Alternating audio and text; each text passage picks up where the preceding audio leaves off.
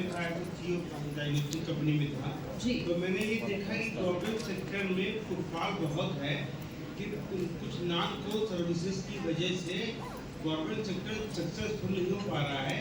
जो जैसे आप देखो हेल्थ केयर सर्विसेज 4D पे चलता है, डॉक्टर, ड्रग, डायग्नोस्टिक और डिजिटलाइजेशन। जी। ये 4D मिलकर होलिस्टिक अप्रोच चलाते हैं।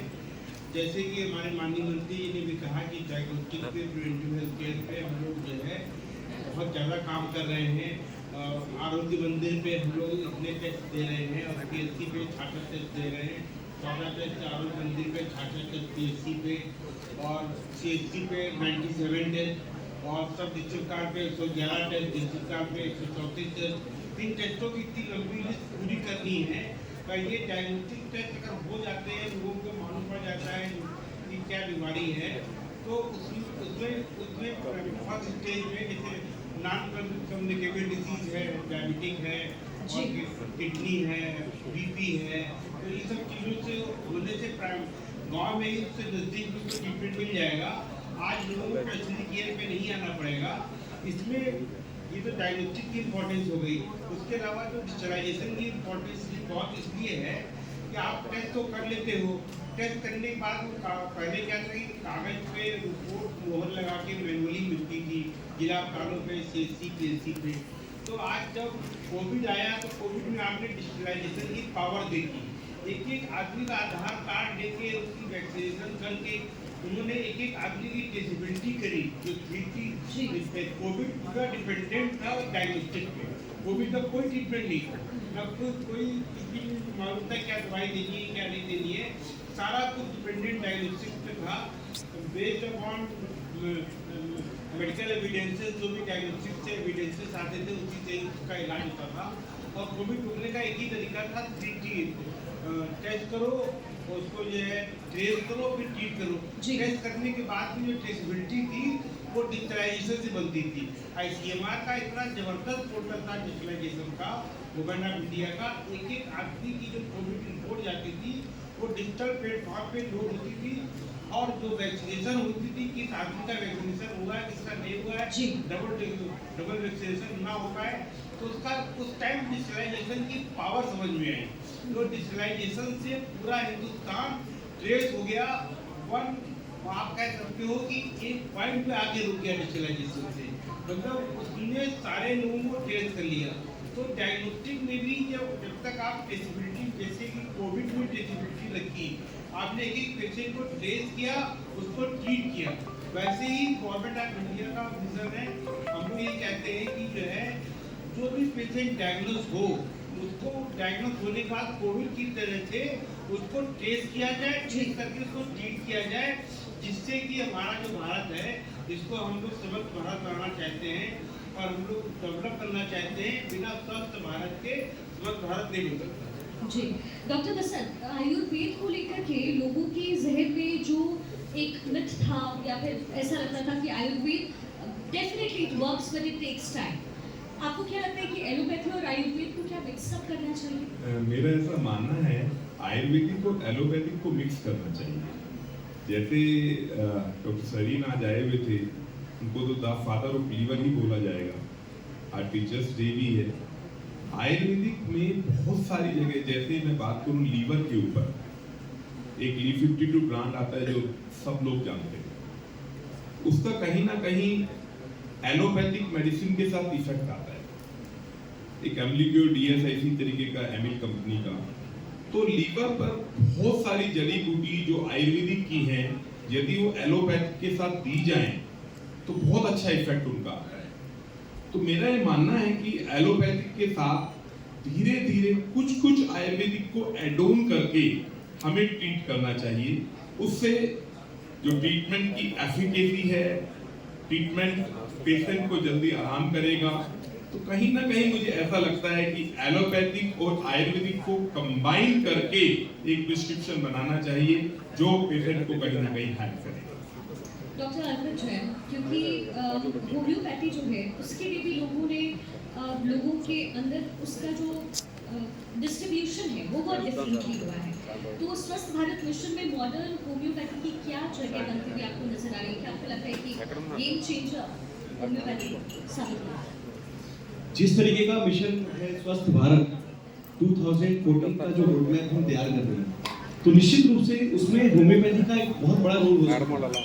होम्योपैथी जरूर जर्मनी से आई थी, लेकिन चूंकि होम्योपैथी के सबसे ज्यादा डॉक्टर्स भी इंडिया में हैं, तो निश्चित रूप से अगर इंडिया के डॉक्टर्स अगर उस पर अच्छा काम कर सकते हैं, रिसर्च बेस्ड कुछ नया सिस्टम लाने की कोशिश करेंगे, तो वर्ल्ड वाइड जिस तरीके से भारत विश्व गुरु बनने जा रहा है, और जैसा कि हमारे आदरणीय हेल्थ मिनिस्टर साहब ने भी कहा कि इंडिया अब विश्व को कहीं ना कहीं गवर्न करने जाने के लिए उस दिशा में आगे बढ़ चुका है, जो पहले लगता था कि नहीं हो रहा है, अब वो इंडिया से जा रही है। तो निश्चित रूप से अब होम्योपैथी को भी इंडिया से सुपर स्पेशलिटी कंसेप्ट बढ़ाने के लिए जो हमारा एक रिसर्च है सुपर स्पेशलिटी मॉडल होम्योपैथी, जैसा कि कई बार मैंने आपके चैनल के थ्रू भी बताया है कि अब होम्योपैथी में क्रिटिकल केसेस के लिए भी कुछ ना कुछ काम किया जा सकता था, और उस काम को करने के लिए WHO को डेटा देने की जरूरत पड़ती है, और बिना डेटा के कोई विश्वास नहीं कर सकता।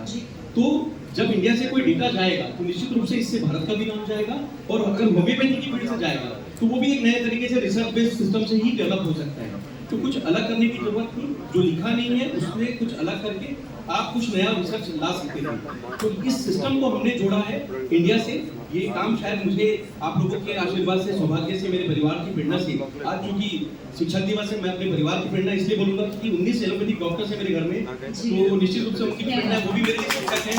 आज मैं उन्हीं की प्रेरणा से आज अपने फील्ड में कुछ अच्छा करने की कोशिश कर रहा हूँ। तो कहीं ना कहीं उन सभी शिक्षकों का जिन्होंने मुझे ये मौका दिया कि इस प्लेटफॉर्म पे मैं अपनी बात रख सकूं, और आप सभी के माध्यम से मैं ये कहना चाहूंगा कि अब होम्योपैथी को सुपर स्पेशलिटी होम्योपैथी के रूप में जो हम नया कंसेप्ट बना रहे हैं, तो निश्चित रूप से ये जो एविडेंस बेस्ड डेटा है जब WHO को जाएगा तो इसका वेरिफिकेशन होगा, और वेरिफिकेशन होने के लिए ये 3000 से ज्यादा पेशेंट्स का डेटा जो कैंसर के स्टेज 4 के लास्ट स्टेज के पेशेंट जिन्हें chemo, radiation, surgery, target therapy तरीके से भी करने के बावजूद भी मना कर दिया गया, और उस पर अगर हम ये चारों पांचों काम एक साथ करके अगर उसकी लाइफ को सर्वाइव कर रहे हैं और उन कटानों को भूल रहे हैं, और 9 साल से उस पेशेंट को चला रहे हैं, जो कह सकते हैं कि 5 दिन, 10 दिन या 3 महीने के मेहमान थे, तो निश्चित रूप से मेडिकल साइंस उस वक्त उनके लिए बहुत ज्यादा दुविधा में था। और अगर हमने उनके परिवार को बचाने के लिए, चलाने के लिए, अगर मॉडर्न होम्योपैथी नाम का एक सुपर स्पेशलिटी कंसेप्ट के नाम से अगर एक संजीवनी बूटी नाम का एक कह सकते हैं कि एक इवेंट जो आप लोग जिस तरीके से करते हैं जो हमेशा अलग होता है, वैसा ही मेडिकल साइंस के लिए वो एक अलग जो मेडिसिन है, जो ट्रीटमेंट पार्ट था, वो हमने डेवलप किया है कि जिसमें हम लगभग उन्हीं केसेस पे काम करेंगे जिसमें लगभग दुनिया फेल है और रिसर्च की बहुत ज्यादा संभावना मौजूद है। तो कहीं ना कहीं मॉडर्न होम्योपैथी एक विकसित भारत में और नया रोल प्ले करने के लिए आने वाला समय में एक नया टूल बनकर जरूर साबित होगा। और मुझे पूरा विश्वास है कि जो हमारा प्रयास है वो आप लोगों के माध्यम से, इंडियन गवर्नमेंट के माध्यम से WHO तक जरूर पहुंचेगा, और रोड टू गुड हेल्थ और हेल्थी इंडिया का जो सपना है वो हम जरूर पूरा करेंगे। आपने डॉक्टर ने जो भी कहा, I have witnessed it very closely with the cancer to one of the members of my family, और होम्योपैथिक पर जब उनकी निर्भरता हुई उसके बाद she is going very fine, she is 80+, तो ये बहुत बड़ी बात होती है। और इसलिए मैंने कहा कि लोगों के जहन में जो है ये बदलाव आया है। आपके यहाँ इलाज करवाने के लिए लोग विदेश से भी आते हैं, आप अपनी संस्था को कहाँ विदेश लेकर जाते हैं? मेरा एक ही एम है कि मैं जहाँ रहूँगा वहाँ पर अपना बेस्ट दूंगा। अगर मैं आज यहाँ पर हूँ तो मैं यहाँ पर अपनी बात पहुँचाने के लिए अपना जो बात है वो मैं रख रहा हूँ, और उसी तरीके से जब मैं क्लिनिक पे रहता हूँ तो निश्चित रूप से 14 घंटे का मेरा क्लिनिक का शेड्यूल है, जिसमें मेरे 8 डॉक्टर्स की टीम है जो हम लोग मिलकर मेहनत करते हैं। और चूंकि मेरा कोई दूसरा सेंटर नहीं है, और होम्योपैथी में हम लोग जो काम कर रहे हैं, चूंकि क्रिटिकल केस होता है, तो क्रिटिकल केस में क्या होता है कि लोग चाहते हैं कि मैं खूब मिलूं। अगर मैं सब सेंटर्स करके अगर मैं अपने डॉक्टर्स को वहाँ पे बैठा देता हूँ तो लोगों की उम्मीद होती है, ये एक्सपेक्टेशन होता है कि सर आप कब मिलेंगे, और मेरे लिए भागना हर जगह पॉसिबल नहीं है। तो चूंकि टेक्नोलॉजी इतनी एडवांस हो चुकी है, हमने इसको सोशल मीडिया के थ्रू और प्लेटफॉर्म जो भी हमारे पास टेक्नोलॉजीज हैं उसको यूज किया, और आज YouTube के चैनल पर जो करीब 3800 वीडियो, लास्ट टाइम मैंने आपके इंटरव्यू दिया था तो मैंने आपका ही क्वेश्चन था कि 2200 वीडियो है, आपने रिसर्च किया था, आज आपके सहयोग से वो 3800 वीडियो हो चुके हैं, करीब 1 साल का फ्रेम था। तो धीरे धीरे ये जो हमारा प्रयास है कि हम जो प्योर पेशेंट का डेटा है, pre and post treatment report और पेशेंट के फीडबैक, वो हम चैनल पर रखेंगे और लोगों को पता चले कि अवेयरनेस हो कि क्या नया आ रहा है। तो निश्चित रूप से जब ये चैनल को लोग सर्च करते हैं या उस बीमारी को सर्च करते हैं तो उसमें से जो डेटा है वो उन्हें देखने में आता है, और वेबसाइट के थ्रू और चैनल के थ्रू जो लोग हमसे जुड़ते हैं उनके लिए हमने बहुत ईजी सिस्टम बनाया है, एक ऑनलाइन टेली कंसल्टेशन सिस्टम। तो पेशेंट अपने रिपोर्ट्स या जो भी उनका डिटेल्स है व्हाट्सएप के माध्यम से या ईमेल के माध्यम से या जो भी सोशल मीडिया के प्लेटफॉर्म में हमें रिसीव करता है। हमारी टीम उनसे पूरा डिस्कशन करके उनका केस टेकिंग लेती है और मैं उनसे फाइनली बात करके उनकी जो मेडिसिन है हम कुरियर के माध्यम से करीब आज इंडिया से हम 19 देशों को धीरे धीरे शायद ये देश बढ़ते जाएं, क्योंकि हमारी उम्मीद है कि हम वर्ल्ड वाइड इसको फैला सकेंगे।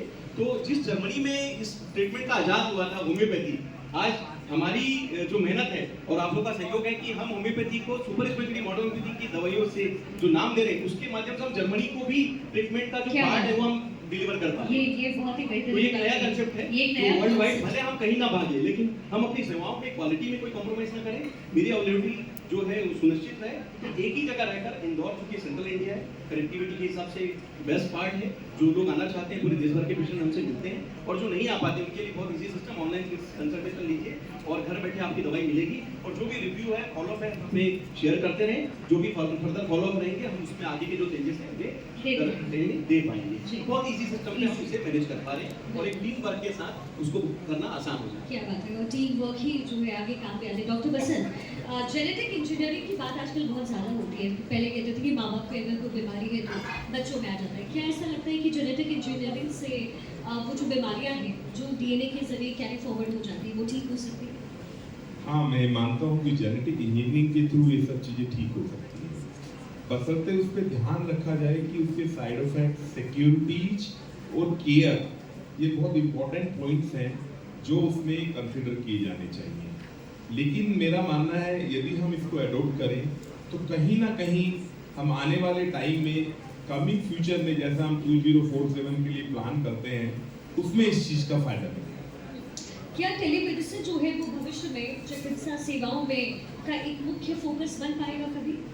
मैं चाहता हूँ कि ये धीरे धीरे करके पेंडेमिक को छोड़ के बाकी सारी चीजें टैली पे आ जाएं, इससे अच्छा कोई तरीका नहीं है। जैसे मैं एक एग्जांपल बताता हूँ, कोई मेरे नोन थे, उनको रात को किसी डॉक्टर की अवेलेबिलिटी की जरूरत थी।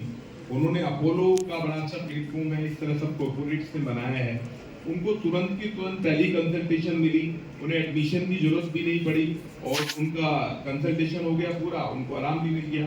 तो जिसमें टेस्ट की जरूरत बाद में है या इमीडिएट कहीं ना कोई इफेक्ट चाहिए तो टेली कंसल्टेशन, नड्डा साहब ने भी इस चीज को बोला है, मिनिस्टर साहब ने भी, कि कोविड के टाइम में ये सब चीजें आगे बढ़ी थी, लेकिन अब धीरे धीरे करके सिस्टम में आ गई हैं और कहीं ना कहीं हमारी स्वास्थ्य सेवा को फायदा पहुंचा रही हैं। तो टेली कंसल्टेशन बढ़नी चाहिए। मैं लोगों को प्रेरित करता हूं कि टेली कंसल्टेशन पर जाएं और इसका फायदा उठाएं। बिल्कुल डॉक्टर सौरभ, क्योंकि गांव का जब भी हम जिक्र करते हैं तो ग्रामीण इलाकों में स्वास्थ्य सेवाएं अभी तो काफी हद तक पहुंच गई हैं, लेकिन उसमें बेहतरी के लिए क्या प्रयास किए जा सकते हैं? अभी भी मैं कहूँगा कि हम लोग अर्बन सर्विसेज में बहुत अच्छे हैं और अगर हिंदुस्तान हेल्थ सर्विसेज में जो रैंकिंग है हमारी हिंदुस्तान की 100 के आसपास से हमसे श्रीलंका भी हमसे आगे है, बहुत सी कंट्रीज भी हमसे आगे हैं। उसका रीजन सिर्फ इतना ही है कि हम लोग रूरल सर्विसेज में डेवलपमेंट नहीं कर पाए हैं। हेल्थ सर्विसेज में हम लोग ने अर्बन में बहुत अच्छा काम किया। जिला अस्पताल आप देख लें, मेडिकल कॉलेज देख लें, टर्शरी केयर देख लें, हेल्थ टूरिज्म डेवलप हो गया है, वो बाहर से आके यहाँ इलाज कराते हैं। लेकिन गांव में अभी भी बहुत कुछ करना बाकी है। गवर्नमेंट का विजन है, उस विजन का अपग्रेडेशन करना है। गवर्नमेंट जैसे हमारे माननीय मंत्री ने कहा, वो बात बहुत सत्य है कि आरोग्य मंदिर तक हम लोग पहुँच रहे हैं, वहाँ 14 टेस्ट कर रहे हैं, तो वहाँ पे हेल्थ एंड वेलनेस सेंटर के हिसाब से लोगों को इसी लेवल पे बता रही क्या क्या बीमारियाँ हो सकती हैं। इन चीज़ों का कार्यान्वयन रूप हो रहा है। अगर ये आरोग्य मंदिर PSC और CSC ये जिस दिन इम्प्रूव कर जाएंगे, प्लेजर पे आ जाएंगे, तो हमारे जो 22 एम्स बनाए गए हैं ये सफिशिएंट हो जाएंगे। अदरवाइज ये 22 एम्स भी हिंदुस्तान की जनसंख्या का लोग उठा नहीं पाएंगे। इस हिसाब से पेशेंट फ्लो है, तो हमको रूरल एरियाज को डेवलपमेंट करना पड़ेगा। गवर्नमेंट का विजन है और उसके फॉर्मेशन पे हम लोग को जोर देना है कैसे उसका इम्प्लीमेंटेशन अच्छे से अच्छा हो। डॉक्टर, तो फिर गुणवत्ता के आधार पे अगर आप देखें तो किस परिवर्तन की जरूरत है इस समय भारत में? क्या कुछ परिवर्तन किया जा सकता है? तो अभी जो सबसे बड़ा परिवर्तन है जो अपना जो रेफरेंस सिस्टम्स है इसको बहुत ही स्ट्रांगली इम्प्लीमेंट करना है। गांव से आदमी उठता है, जो अभी की बात गाँव पे आ गई, फिर सीधे टर्शरी केयर पे, सेकेंडरी केयर पे, जिला अस्पताल पे आ जाता है, मेडिकल कॉलेज पे आ जाता है, हेल्थ पे आ जाता है। तो वहाँ पे लोगों को अवेयरनेस, अवेलेबिलिटी और ये है वहाँ पे अफोर्डेबिलिटी, ये गांव में जल्दी हो जाए, लोगों को मिल जाए सेवाएं, तो जिलों में मिल जाए तो लोगों को तो टर्शरी केयर में ना आना पड़े। आज की डेट में टर्शरी केयर बनाना बहुत मुश्किल काम है।